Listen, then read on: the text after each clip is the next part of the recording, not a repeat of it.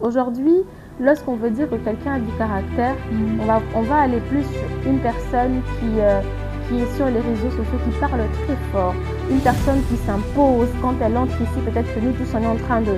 Alors que forcément, pas du tout. Qu'il y a réellement des personnes qui ont bâti des choses, qui peuvent bâtir des choses, alors qu'ils n'ont pas de caractère, alors qu'ils n'ont aucun principe du tout. Mais lorsque vous en avez, et donc, chaque chose que vous faites, vous le faites de manière avec beaucoup de conviction parce que vous croyez en ce que vous faites. Et il y a des valeurs, il y a des choses que vous voulez perpétuer.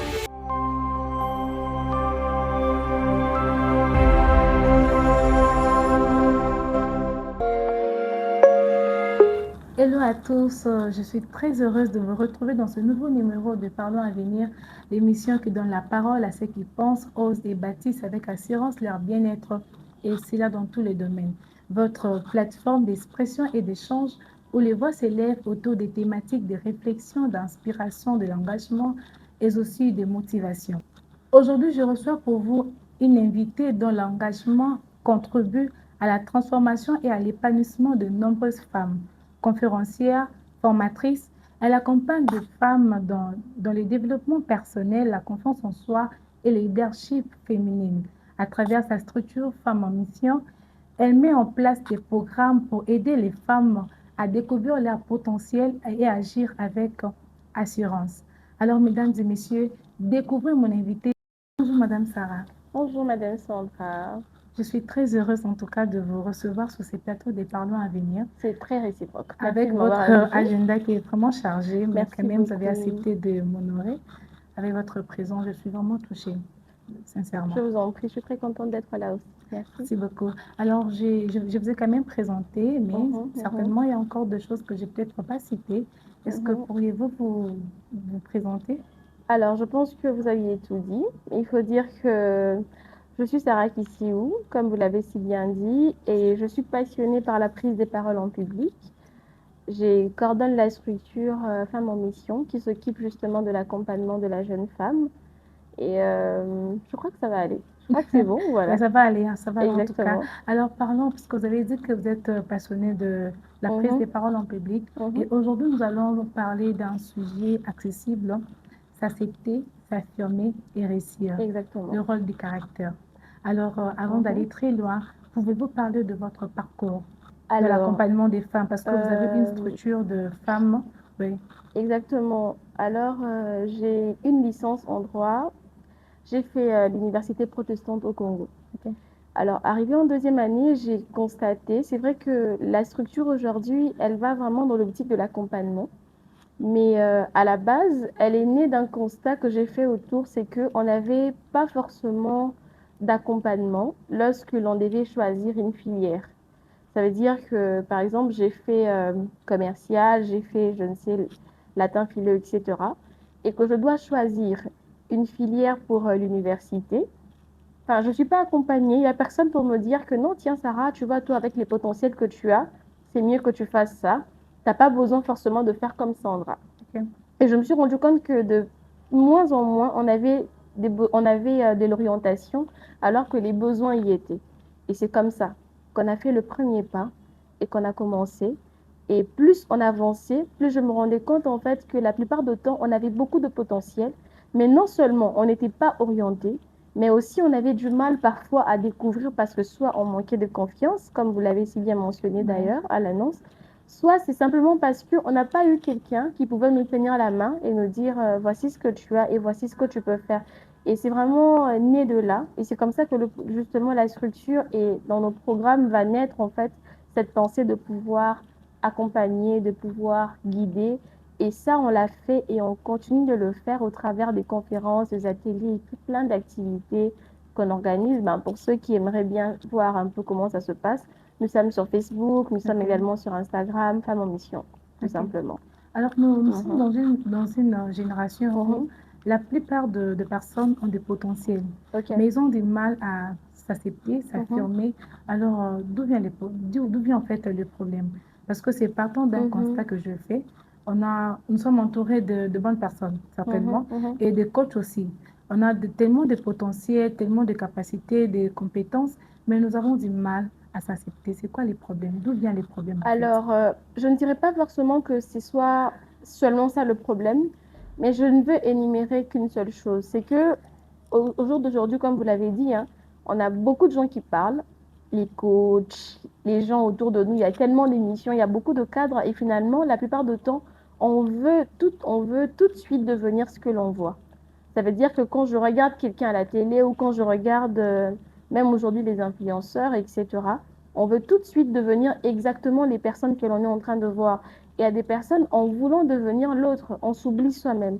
On oublie qu'on a un potentiel, on oublie qu'on a des capacités, on oublie même que finalement, voilà, la vie, forcément, les opportunités que vous rencontrez ne sont pas les mêmes que moi je veux rencontrer. Finalement, Ouais, effectivement. chacun a vraiment son chemin. Mais le problème, c'est que quand les personnes que nous voyons aujourd'hui, et même les rêves que l'on nous vend sur les réseaux sociaux, quand ça devient des choses forcément qui n'inspirent pas, mais on veut tout de suite devenir exactement ce que l'on voit, là, il y a un problème. Il y a ça, mais il y a aussi le fait que c'est pas forcément mauvais de se dire j'aimerais devenir comme Sandra que je vois à la télé.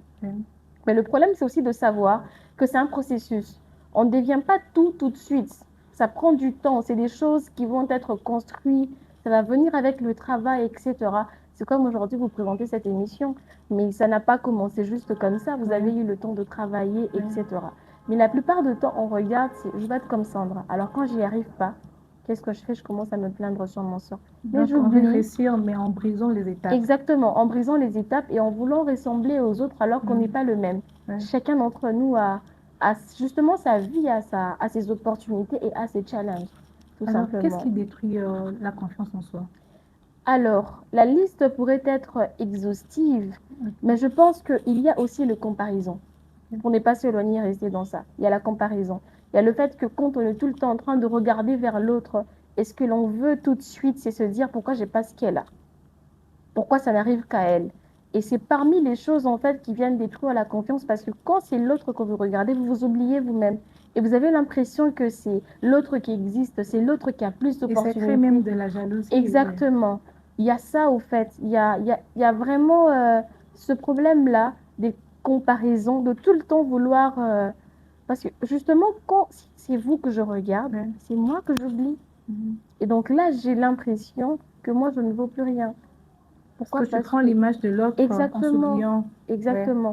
Vous voyez, ça pourrait ressembler un peu comme c'est comme un avocatier qui serait en train de se dire, mais pourquoi moi j'ai pas de mangue? Pourquoi moi j'ai pas de mangue? Mais non, toi toi tu produis des avocats. C'est ça. Peut-être que ce n'est pas encore la saison, c'est pour ça qu'il n'y en a pas. Mais ça ne veut pas dire que tu es inutile. Mais quand on a le regard tout le temps braqué vers l'autre, dans l'esprit de la comparaison, et ben c'est nous qu'on oublie. C'est ça, parce Et que c'est ça qui détruit la confiance. chacun a sa destinée et on essaie parfois de copier la Mhm. destinée de l'autre en s'oubliant. Exactement. Et puis, alors, peut-on construire quelque chose de solide sans un caractère solide? Permettez-moi de... C'est possible, oui, parce que on peut finir ses études, Ok. alors que on manque peut-être de Est-ce que le caractère. caractère joue un rôle dans l'acceptation, l'affirmation de soi? Beaucoup, beaucoup. Parce que c'est vrai qu'il y a aussi des personnes qui n'ont pas de caractère et manquent de confiance, c'est vrai.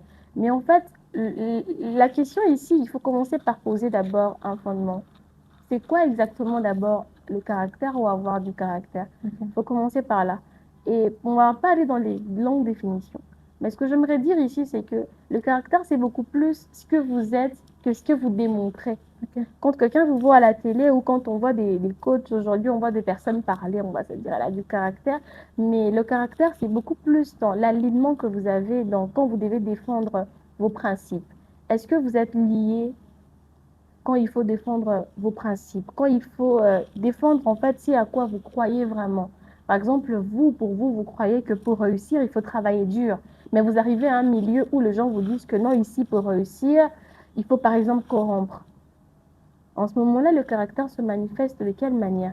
Lorsque vous défendez ce que vous croyez vraiment, qu'importe ce qui peut suivre en fait comme ce qui va venir après au fait. D'abord, rappelez-moi votre question. Peut-on construire quelque chose de solide sans l'acceptation de soi ou sans Un caractère solide. Alors, j'ai commencé par poser les décors en parlant du caractère. Et là, pour répondre à cette question, ce que je veux dire, il est possible, oui, que quelqu'un finisse ses études alors qu'il n'a pas, que la personne n'a pas de caractère.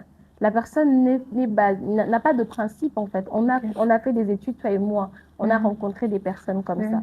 Mais en fait, pour produire quelque chose, la production de quelque chose, ça va découler, en fait, du caractère.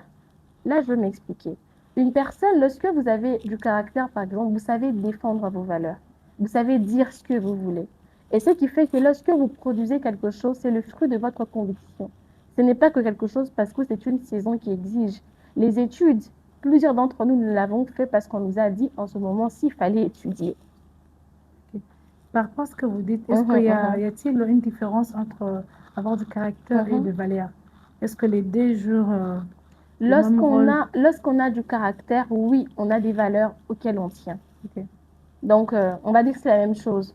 Lorsque quelqu'un a du caractère, ça veut dire que la personne, il y a des valeurs et des principes auxquels la personne est soumise, auxquels elle tient. Vous voyez un peu. Ça veut dire que moi, je pense que dans la vie, c'est le travail qui enrichit. Et donc, pour moi, travailler, c'est ça le chemin de la réussite.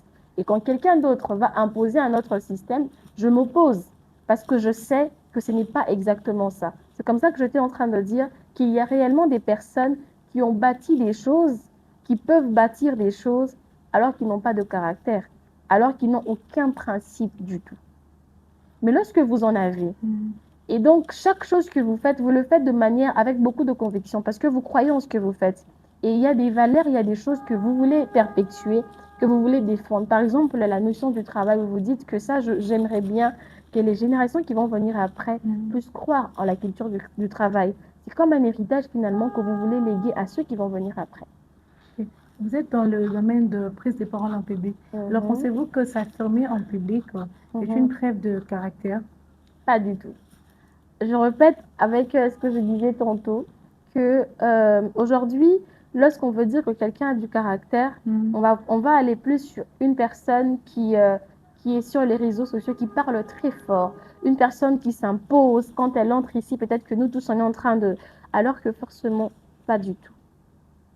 Parce que ça arrive aussi, des fois on fait semblant devant les gens, Exactement. on essaie de donner notre image de nous-mêmes, or à l'intérieur, Exactement. oui, nous sommes en train de briller et puis ça détruit même l'homme Et intérieur. aujourd'hui, nous sommes sur les réseaux sociaux, nous Oui. voyons beaucoup de gens prendre la parole. Mais il y a des personnes, moi j'ai entendu par exemple des personnes qui aujourd'hui prennent la parole parce qu'elles se sentent écoutées. Elles ne se sont jamais senties écoutées en famille. C'est que quand on est là en famille, quand elle essaie de parler, on la fait voir que arrête-toi, ce que tu dis n'est pas vrai. Personne ne prend en considération ses idées. Mais quand elle a commencé à faire de live, les gens écoutent ce qu'elle dit. Ben, il est plus suivi. Exactement. Elle s'affirme là, mais en réalité, dans le fond, elle a des blessures et elle n'a pas du tout confiance en elle. Mais elle a simplement trouvé un moyen de guérir de la douleur qu'elle a. Et donc aujourd'hui, s'affirmer et parler en public, parler devant le gens, ne veut absolument pas dire qu'on a confiance en soi. Vous l'avez bien dit, parfois on vend simplement de l'image. C'est comme ça que je veux que les gens me voient, mais je ne le suis pas forcément dans les faits. Dans votre accompagnement des femmes, avez-vous rencontré aussi des femmes qui se sous-estimaient Oui.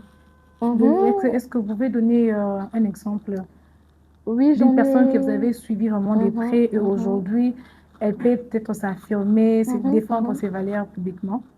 Oui, j'en ai rencontré beaucoup. J'en ai rencontré qui avaient des problèmes de sous-estimation. Certains, c'était dû à ce qu'elles ont toujours entendu en famille. Il y a eu des blessures qui sont nées à cause de ce qui s'est passé en famille. J'allais même poser la question, c'est dû à quoi tout ça? Oui, voilà, justement. Ouais. C'est dû à ça. Il y a la famille, mais il y a aussi eu des relations amoureuses toxiques. Ce qui fait que je me rappelle de quelque chose, c'est très banal, mais c'est quelque chose qui a beaucoup gâché la confiance de la jeune femme en elle. Cette jeune femme s'est mise dans une relation avec un homme qui lui dit, mais écoute, supposons que c'est moi, hein. Écoute Sarah, pourquoi t'as pas les yeux de Sandra? Et donc, elle sort de cette relation-là, elle perd confiance en elle parce qu'elle se dit, pourquoi je n'ai pas la morphologie d'un tel? Pourquoi je ne suis pas comme un tel? Et donc, tout change dans sa tête pour elle. Elle n'est pas intelligente non plus, elle n'est pas jolie, elle ne peut rien produire de bon. Quelqu'un de comme ça, quand elle vient en classe, quand elle fait des études, c'est juste d'apparence, parce qu'il faut qu'elle les fasse, parce qu'à la maison, on paye le frais pour qu'elle les fasse, mais elle ne le fait pas forcément parce qu'elle en a envie.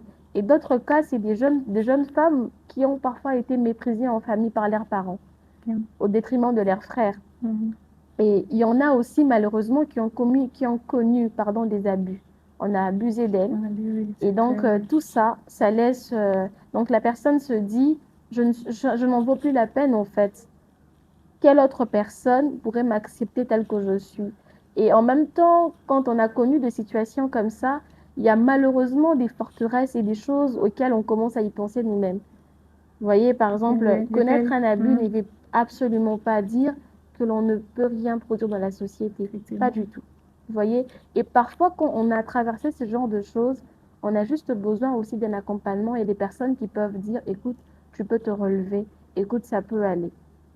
Ok. Et ça semble des choses petites, mais Mhm. c'est vraiment des choses qui handicapent beaucoup de Ça, personnes jusqu'à ce qu'elles ne réussissent pas à produire et à donner le meilleur d'eux. Et oui, pour répondre à la deuxième question, Mhm. il y a des personnes qu'on a aidées aujourd'hui et je suis très heureuse de les revoir s'épanouir, de les revoir travailler, Ok. de voir certaines continuer à étudier, mais pas simplement parce qu'on a payé les frais, mais parce qu'elles croient en elles, parce qu'elles pensent qu'elles peuvent produire quelque chose et qu'elles peuvent, elles aussi, apporter un changement dans cette société. Alors, durant cet accompagnement, quels sont Mhm. les mécanismes que vous avez mis en place pour aider toutes ces personnes? La plupart du temps, ça a d'abord été l'écoute. Ok. Parce que toutes ces personnes te disent, j'ai l'impression qu'on ne m'écoute pas. Elles ont aussi la sensation que tout ce qu'elles ont vécu ne compte pas pour les autres. Et que personne ne prend vraiment au sérieux ce qu'elles ressentent ou ce qu'elles ont vécu. Et la première étape, c'est de démontrer à ces personnes que ce qu'elles ont vécu est important, que ce qu'elles ressentent compte vraiment et que l'on est là pour les soutenir et pour tendre la main et pour les accompagner. Alors ça a été l'écoute, c'est d'abord de les écouter, mais aussi de les aider à comprendre qu'elles sont précieuses, en fait, qu'elles en valent la peine. Et que ce n'est pas parce qu'elles ont vécu ce qu'elles ont eu à vivre que finalement elles deviennent dérisoires, non. C'est aussi de les accompagner en leur montrant que leur valeur est immuable, en fait, ça va au-delà de ce qu'elles ont vécu, au-delà de ce qu'elles ressentent, au-delà du regard des gens autour.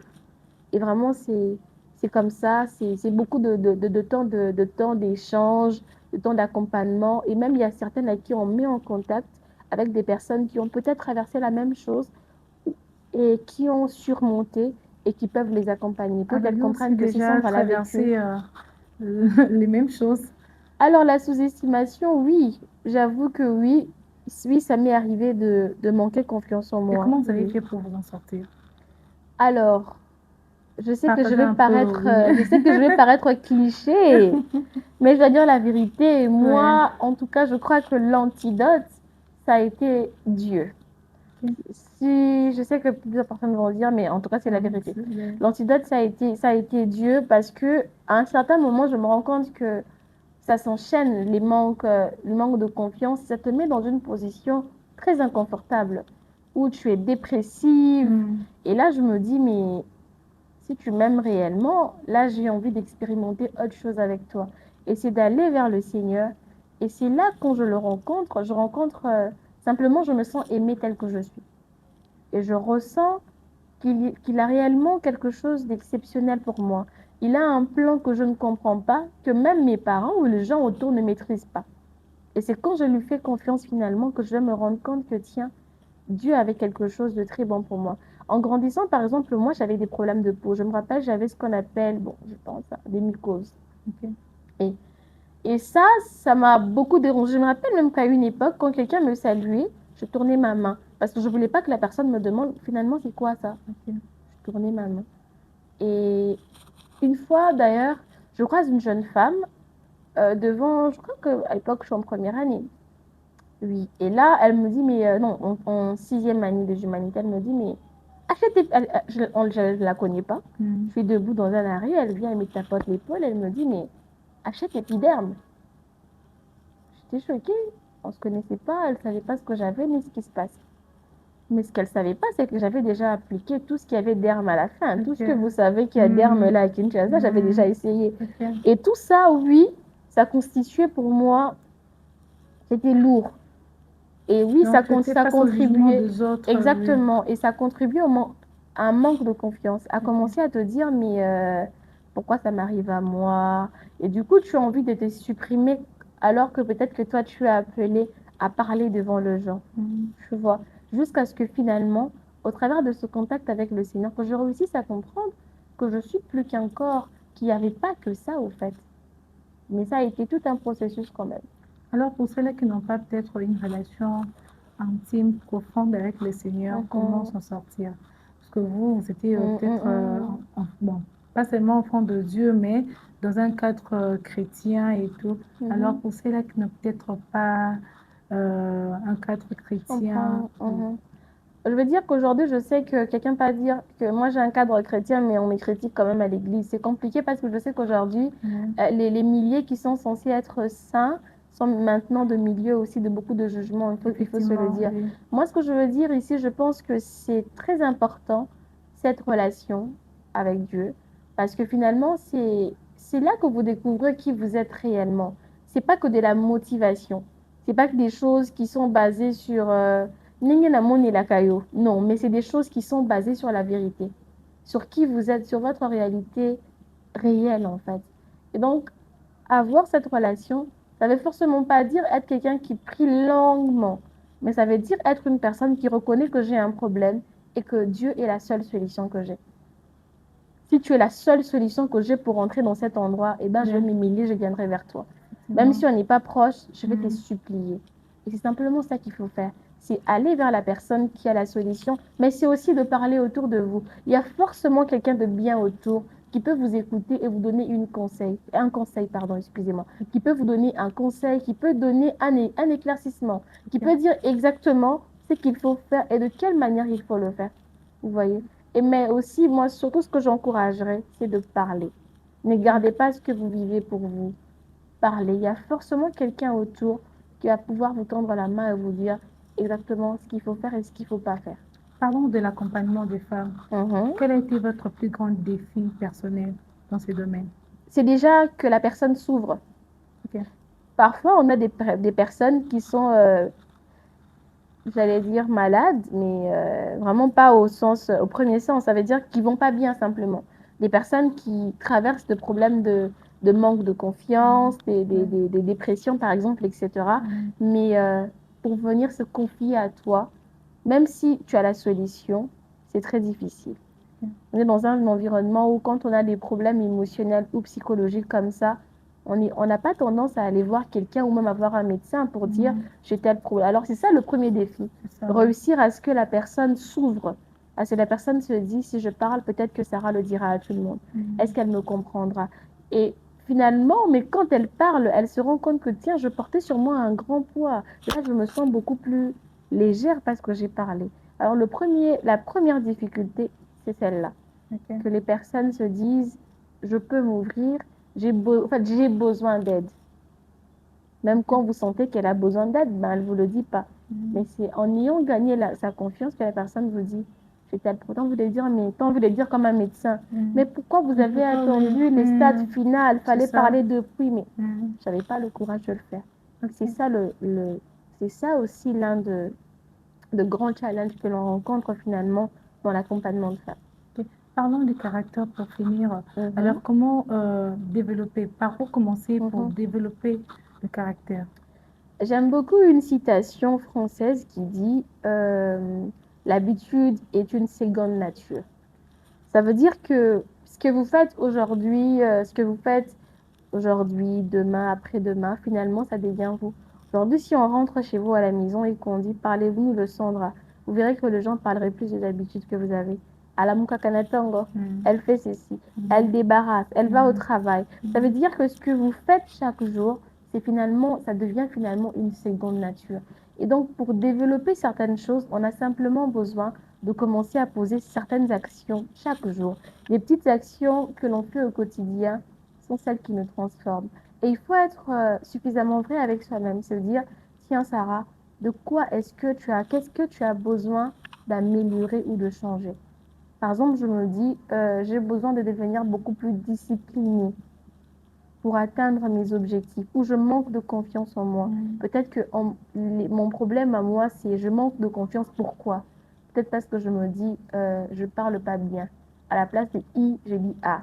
À la place de, vous voyez un peu les I, j'ai dit U. Peut-être que j'ai juste besoin de me réveiller chaque matin et de commencer à travailler ma diction. D'essayer de dire, d'essayer de commencer à prononcer certains mots. Parce que beaucoup de gens ont des complexes ou ont un manque de confiance qui sont dus à des choses que l'on peut changer en travaillant. Et c'est ça qu'il faut faire, c'est être vrai avec soi-même. Qu'est-ce qui m'empêche vraiment d'avoir confiance en moi? Et c'est des choses que l'on écrit et sur lesquelles vous commencez à travailler chaque jour. Plus vous travaillez sur ça, vous allez vous rendre compte que si j'ai réussi à parler, alors j'ai confiance en moi. C'est que je peux parler vraiment de ce qui me tient à cœur. Je peux dire vraiment ce que je veux en fait voir comme changement. Vous voyez, c'est dès le jour où pour moi, ça cessait d'être un problème, je peux me lever devant le gens. Si quelqu'un me pose la question, je lui réponds, ça ne me dérangerait pas. Mais avant, ça me dérangeait. Vous voyez un peu. Mais c'est des choses qui se travaillent. Repérez ce qui est comme un problème pour vous et tout le jour, travaillez sur ça en vous disant, en n'oubliant pas que l'habitude est une seconde nature. Si je le fais aujourd'hui, je le fais demain, je le fais après-demain. Ça veut dire que d'ici un mois, par exemple, ça devient naturel. Tout simplement. Tu as dit que tu avais un problème, vous avez un problème de peau. Alors, comment vous avez fait parce qu'aujourd'hui, là, vous parlez devant les gens. D'où avez-vous fait? Quelles sont les choses que vous avez mis en place pour travailler votre confiance en soi? Parce qu'aujourd'hui, là, vous parlez devant les gens. Aujourd'hui, là, vous avez certainement la confiance en vous. Alors, comment vous avez fait pour arriver là? Avant de répondre à cette question, je voudrais dire quelque chose. Si votre confiance en vous s'appuie simplement sur votre physique, vous êtes malheureux. Parce qu'en réalité, on va vieillir, on va prendre du ventre, on va, voyez, un peu beaucoup de choses en fait vont naître. Et que la confiance en soi, elle naît beaucoup plus de qui l'on sait que l'on est. Quand vous découvrez qui vous êtes, il y a des gens qui ont des défauts, qui sont acceptés dans la société sans critique à cause de qui ils sont. Supposons que notre président actuel soit un monsieur qui n'a peut-être pas un bras, il est manchot ou il a un handicap. Vous allez même voir qu'il y a des gens qui vont l'aimer, qui vont le respecter sans considérer ça, en fonction de qui il est. Et donc la confiance en soi ne doit pas se bâtir sur la beauté, sur qui vous êtes réellement. Et votre identité ne dépend pas d'abord de votre beauté ou de votre argent, non. Parce que l'argent, c'est une conséquence. La beauté, elle va s'épuiser aussi avec le temps. Vous allez vous fatiguer, mais vous restez Sandra. Vous restez celle qui a... Votre caractère reste. Vos valeurs, les principes sur lesquels vous vous basez. Et donc, moi, ce qui m'a le plus aidé, c'est de commencer par découvrir qui je suis d'abord. En dehors de tous les tralala extérieurs, en dehors de ce qu'on peut dire, elle est jolie, elle n'est pas jolie, elle parle bien, elle ne parle pas bien. Non, c'est d'abord de découvrir qui est Sarah et qu'est-ce que Sarah veut également. Qu'est-ce que je veux devenir? Quel est le message que je veux passer? Et ça, c'est beaucoup plus fort que ce que les gens peuvent voir. Et avec le temps, ce qui était physique s'est dissipé tout simplement. Merci beaucoup pour vos conseils. Alors, fidèles téléspectateurs, rappelons que aujourd'hui j'ai reçu pour vous Madame Sarah Kiss. Elle est conférencière, formatrice. Elle accompagne des femmes dans le développement personnel, la confiance en soi, dans le but de leur aider à découvrir leur potentiel et agir avec détermination. Alors, aujourd'hui, nous avons eu à échanger autour d'un thème, s'accepter, s'affirmer et réussir, le rôle du caractère. Alors, Madame Sarah, nous sommes vraiment à la fin. Alors, quel message ou conseil donneriez-vous à toutes ces personnes qui nous suivent? Peut-être, ils nous ont peut-être retrouvés à la fin déjà. Alors, quel message pour toutes ces personnes? Alors, comme je le disais tantôt, c'est que vous êtes plus que des corps. Vous avez en vous beaucoup de grandes potentialités qui ne méritent pas d'être négligées à cause d'un manque de confiance ou à cause de quelque chose qui n'en vaut vraiment pas la peine. Si vous pensez qu'il y a des choses qui doivent changer, il faut le travailler. Et c'est toutes ces choses-là finalement qui bâtissent votre caractère et qui fait en sorte que vous puissiez défendre vos valeurs et certains principes auxquels vous pensez, sur lesquels la société devrait s'asseoir, s'affermir et fonctionner. Moi, je crois véritablement que si vous le faites, vous deviendrez de valeur ajoutée dans cette société. Donc, tout ce que vous avez à faire, eh ben, c'est de travailler sur toute forme de complexe, sur toute chose qui fait en sorte que vous puissiez manquer de confiance, c'est de travailler sur ça, et cela tous les jours, de bâtir un caractère solide et de devenir simplement de personnes auxquelles plusieurs d'autres personnes pourront regarder et dire, ben, j'aimerais être comme cette personne, tout simplement. Merci, Madame Sarah, pour ces moments. En tout cas, c'est un moment bénissant. Mhm. Alors, je vous dis un grand merci et je crois que vous allez encore revenir pour peut-être un prochain numéro, qui sait peut-être. Avec plaisir. Merci beaucoup de rester connecté jusqu'à la fin. Alors, j'aimerais juste vous rappeler que nous avons une chaîne YouTube. Alors, abonnez-vous et partagez l'émission. Rappelons que s'affirmer, s'accepter, ce ne sont pas des concepts séparés. C'est juste un processus et travailler sur le développement personnel, c'est un processus. Ça prend du temps, mais ça vaut la peine. Alors, je vous encourage de travailler sur vous-même et vous allez remarquer, peut-être dans 2 mois ou un mois, vous allez voir le fruit de votre travail. Merci beaucoup et on se retrouve dans les prochains numéros.